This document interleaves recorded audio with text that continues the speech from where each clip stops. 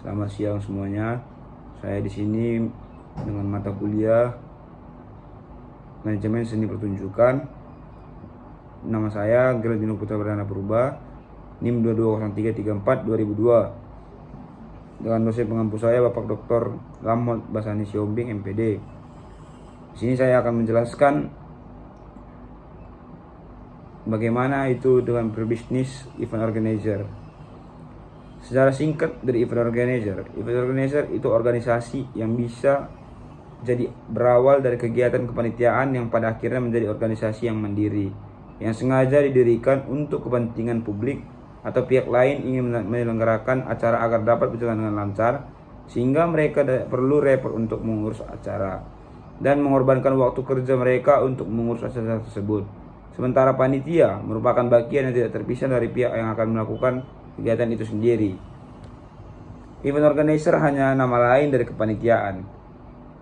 Ketika kepanitiaan masuk dan merambah dunia komersil atau profesional, maka IO itu akan berurusan dengan sponsor dan vendor.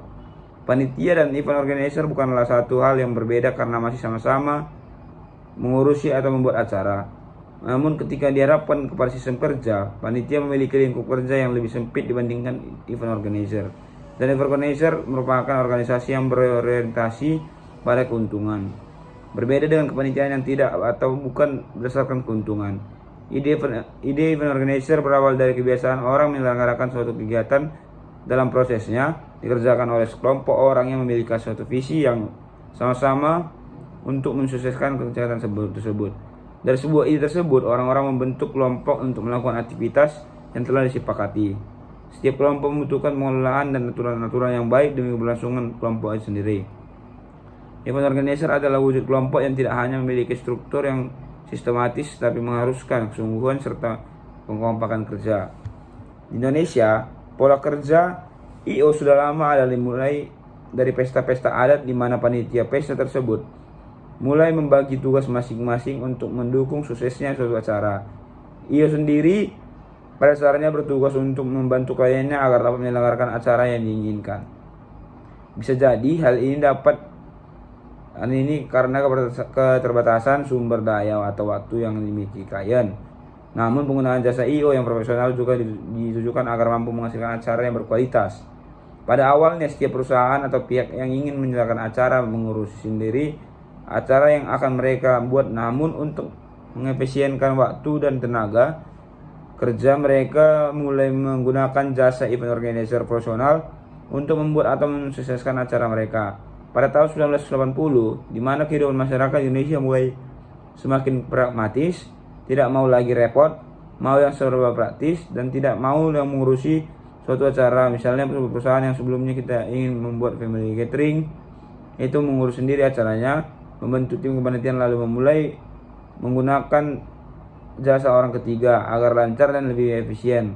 Lalu misalnya ketika ingin mengadakan pernikahan, yang tadinya pernikahan diselenggarakan di rumah, mulai berpindah penyelenggaraannya di gedung, dan tentu itu membutuhkan panitia untuk mengorganisasi acara pernikahan tersebut. Namun karena pihak dari keluarga tidak memungkinkan untuk mengurusi urusan semua itu, maka mulai muncul pihak ketiga yang siap membantu untuk mensukseskan acara tersebut. Krisis moneter pada tahun 1998 di Indonesia menyebabkan banyak terjadi PHK dan jumlah pengangguran semakin signifikan. Pasca era krisis tersebut, orang-orang mulai mencari pilihan lain untuk bekerja.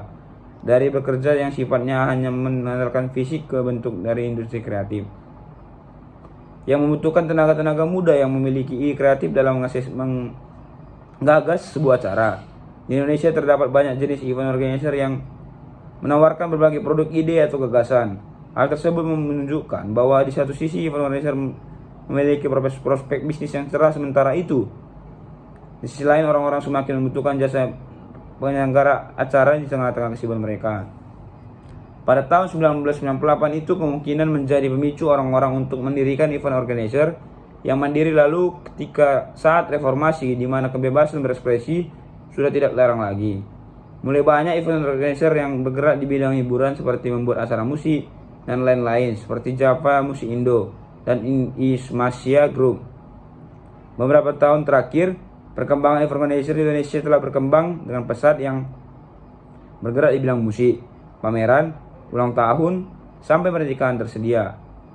Event organizer juga membantu organisasi atau perusahaan yang berminat untuk menggunakan jasa tersebut.